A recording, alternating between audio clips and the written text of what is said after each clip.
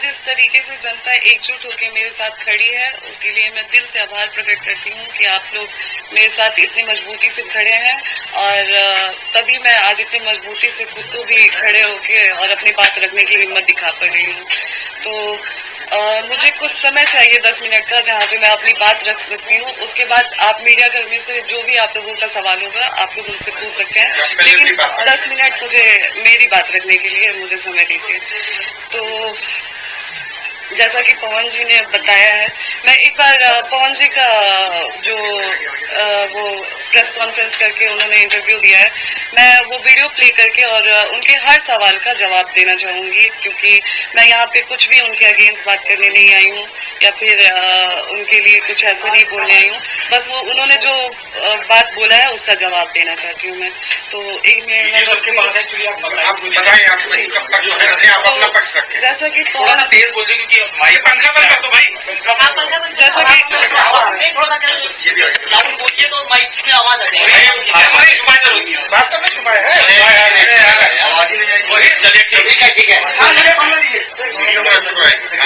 तो जैसा कि आप लोगों को पता है कि 5 तारीख को मैं पवन जी से मिलने उनके आवास पे पहुंची थी।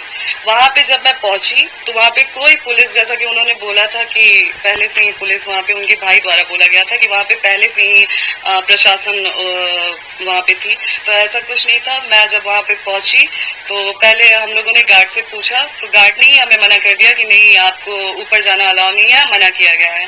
फिर जब हमने उनसे पूछा उतनी देर में प्रशासन आती है, प्रशासन द्वारा बोला जाता है कि आप थाने चलिए, थाने बैठ के बात होगी। मैंने बोला कि नहीं, मैं थाना नहीं जाऊंगी। उसका वीडियो है मेरे पास, पहले मैं आप लोगों को वीडियो दिखाती हूँ।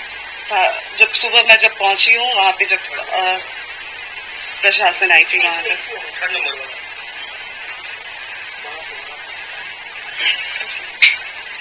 ये वीडियो है जो सुबह जब मेरे पहुंचने के बाद प्रशासन बुलाई गई।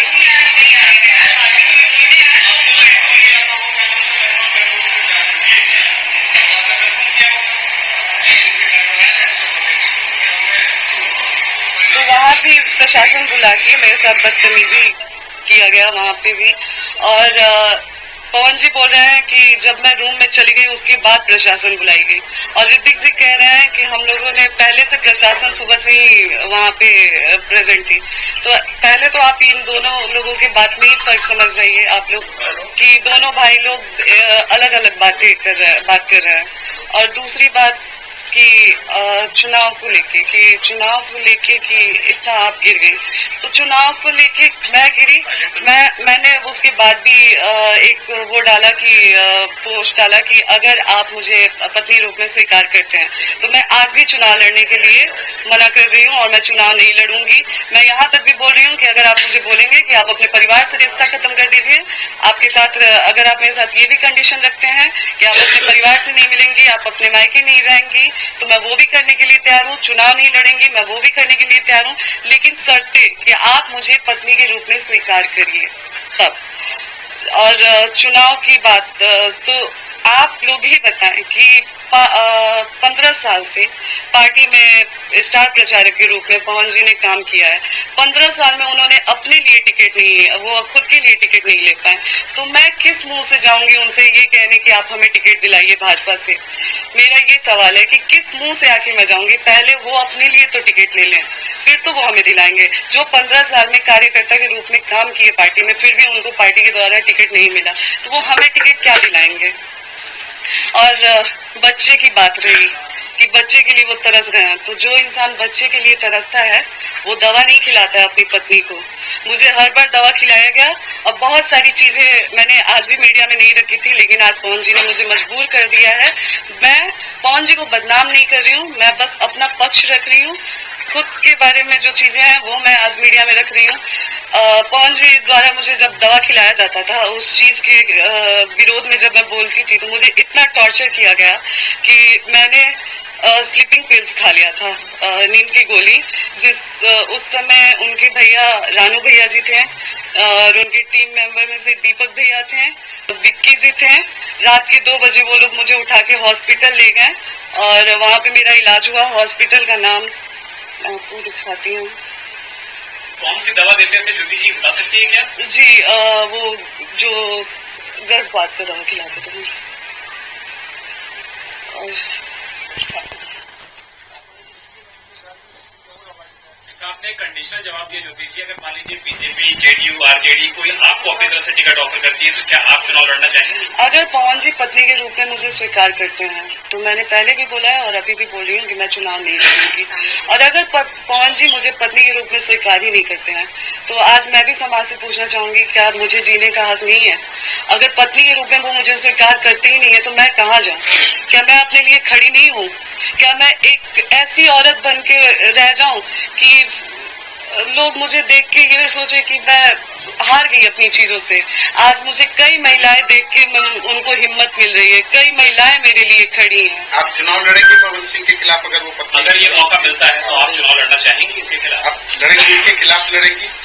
बात चुनाव की है ही नहीं। देखिए मैं पूरे बात चुनाव पे ही डाल दी है जी, उन्होंने कहा कि चुनाव की वजह से अगर वो पत्नी के रूप में स्वीकार नहीं करते हैं तो मेरे पास फिर कोई रास्ता ही नहीं है। चुनाव लड़ेंगे जी। किसी से बात चल रही है आपकी? किसी पार्टी से? कौन देगा टिकट? फिलहाल देखिए अभी तो कुछ टाइम से मैं यहीं पे हूँ, तो मेरा जो भी बातचीत हो रहा था वो अभी फिलहाल इन सब चीजों में इतनी बुरी तरह से मैं वो हो गई हूँ कि अभी फिलहाल मेरी किसी से कोई बातचीत नहीं है। नहीं, मेरा इंटेंशन ये नहीं है कि मुझे पवन जी के खिलाफ लड़ना है। बाकी पार्टी मुझे जहाँ से अगर लड़ाती है या फिर पार्टी टिकट देती है तो फिर जैसा पार्टी का आदेश होता है। जी मैंने बोला कि इतने टाइम में मेरी थोड़ी सी पार्टी से संपर्क टूट गई है जहाँ पे बातचीत। जी मैं अभी उस पार्टी का नाम एक्सपोज नहीं करना चाहती। मैंने बोला तो कि जहाँ से पार्टी मुझे मौका देती है वहाँ से मैं चुनाव। काराकाट में आपको देखा गया है ना लगातार जनता से संपर्क करते हुए, तो क्या वो सीट आप सबसे ज्यादा प्रेफर कर रही हैं? जी बिल्कुल, मैं जहाँ पे बैठी हूँ वहाँ पे मैंने काराकाट के लिए ही मांग की है, क्योंकि लोकसभा चुनाव में पवन जी जब लोकसभा चुनाव लड़े थे उसके बाद पवन जी एक भी बार वहाँ पे नहीं गए। लोगों की उम्मीद, जो 2,75,000 लोगों ने उनको वोट दिया था, उन लोगों की भी इमोशंस के साथ खिलवाड़ हुआ। और आप कह रहे हैं, मुझे ब्लेम किया जा रहा है कि आप राजनीति के लिए ये सब कर रही हैं। राजनीति के लिए तो आप इतने गिर चुके हैं कि आज आप जो 2,75,000 लोगों ने आपको वोट दिया है आप उनके भी नहीं हुए। आप अपनी पत्नी का तो छोड़ दिए, आप तो किसी के नहीं हुए। तो चुनाव के लिए, राजनीति के लिए मैं गिर रही हूँ या आप गिर रहे हैं? आप दोनों में दूरियां क्यों बनी? मतलब क्यों वो एक्सेप्ट नहीं कर पा रहे हैं? ये सवाल तो आप लोग पवन जी से पूछें। और एक और चीज जो पवन जी ने बोला है कि जब मामला कोर्ट में है, तो एक सवाल आज लोगों से, जनता से मेरा भी है। मैं चाहूंगी कि जनता ये सवाल मेरे तरफ से पवन जी से करे, क्योंकि मेरे किसी भी सवाल का जवाब तो पवन जी दे नहीं रहे हैं। मैं कुछ भी पूछ रही हूँ तो वो बोल नहीं रहे हैं। तो शायद जो जनता में आगे वो बात कर रहे हैं, तो एक सवाल मैं चाहूंगी कि जनता मेरे तरफ से पूछे। और मैं आग्रह करूंगी जनता से कि एक सवाल मेरे तरफ से जनता द्वारा पूछा जाए कि क्या जब वो लोकसभा चुनाव में मुझे बुलाए थे उस समय कोर्ट में मामला नहीं था? क्या जब दोबारा मेरे मांग में सिंदूर डाला गया उस समय कोर्ट में मामला नहीं था? क्या दोबारा जब पति पत्नी की तरह मुझे रखा गया उस समय चुनाव में मामला नहीं था? क्या जब लोकसभा चुनाव से पहले पवन जी मुझे अपने फ्लैट पे लेके गए उस समय कोर्ट में मामला नहीं था? क्या जब दोबारा पवन जी चुनाव के बाद मुझे 20 दिन 25 समय कोर्ट में मामला नहीं था? क्या दोबारा जब पति पत्नी की तरह मुझे रखा गया उस समय चुनाव में मामला नहीं था? क्या जब लोकसभा चुनाव से पहले पवन जी मुझे अपने फ्लैट पे लेके गए उस समय कोर्ट में मामला नहीं था? क्या जब दोबारा पवन जी चुनाव के बाद मुझे 20 दिन 25 दिन लाके अपने घर में रखे उस समय कोर्ट में मामला नहीं था? और रही बात पति को याद करने की, आज मैं पति को याद कर रही हूँ, तो मैं आज से उनसे संपर्क करने की कोशिश नहीं कर रही हूँ। मैं बहुत पहले से संपर्क करने की कोशिश कर रही हूँ, लेकिन कभी उनके भाई द्वारा दुत्कार दिया जाता है, कभी उनकी फैमिली से भी मैं कांटेक्ट, पवन जी से मेरी बात होती नहीं है, पवन जी मेरा फोन उठाते नहीं है। और मैं किसी और से बात करने की कोशिश करती हूँ तो वो लोग मुझसे इस तरीके से बात करते हैं। मैंने कई बार कोशिश किया था बात करने की पवन जी से, आज से नहीं बहुत टाइम से मैं कोशिश कर रही हूँ, लेकिन पवन जी मुझसे बात नहीं करते थे और ये रहा। मतलब आप लगातार उनसे संपर्क करना चाह रही हैं? जी, ये गलत बात है कि मैं चुनाव के टाइम उनसे संपर्क करने की कोशिश कर रही थी। मैं बहुत टाइम से उनसे बात करने की, हाँ, जब लोकसभा चुनाव के पहले हमारी कोई बातचीत नहीं थी, उस समय मैं भी संतुष्ट हो गई थी कि पवन जी ने मुझ पे डाइवोर्स फाइल कर दिया है। और पहले तो मैं ये क्लियर कर दूं लोगों से कि डाइवोर्स हमारे तरफ से नहीं फाइल हुआ है, डाइवोर्स पवन जी की तरफ से फाइल किया गया है। डाइवोर्स का केस पहले पवन जी ने डाला है, हमारे तरफ से नहीं हुआ। हमारी तरफ से शुरू से ही मैं लगी थी कि अपना रिश्ता बचा लूं। हाँ, जब डाइवोर्स फाइल हुआ था तो मैं मुझे भी हो गया कि चलो, मैं उस समय शांत हो गई कि उन्होंने डाइवोर्स फाइल कर दिया, वो नहीं रखना चाहते हैं, तो कब तक मैं ये चीजों को वो करूं, कब तक मैं झेलूं, तो मैं शांत हो गई थी। लेकिन दोबारा जब ये लोकसभा चुनाव में बुला के मुझे यूज किया गया, मेरे मांग में सिंदूर भरा गया, तो क्या मेरा कोई मान सम्मान नहीं है?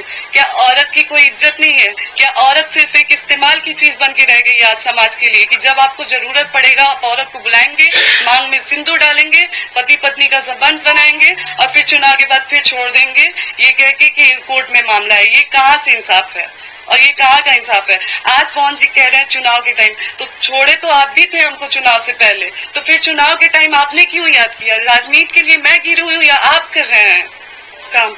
और रिकॉर्डिंग, एक सेकंड, बस एक रिकॉर्डिंग उनके, मैं उनके घर पे जब जाने की बात करती थी तो ये उनके भैया रानू जी हैं, उनका ये अम्मा क्या स्टेटमेंट दी है बताइए तो? क्या चीज? कि पैसे पूछने वालों की ज्योति क्यों नहीं आई, तो बोली है कि पैसे, ज्योति को बस पैसा लेना था, पैसा लेके कितना पैसा दिए हैं लोग हमको? कब बोलोगे? कल रात में कहा? हाँ, कितना पैसा?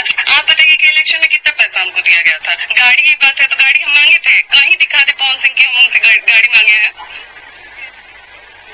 एक और चीज बताइए भैया, चलिए आप समझदार है ना, आप बताइए कि जब तक मैं पवन सिंह की वाइफ हूँ, क्या पूरा पवन सिंह का मेरा नहीं है? आज अगर घरों पे हम आके रहना चाहे तो कोई हमको निकाल देगा?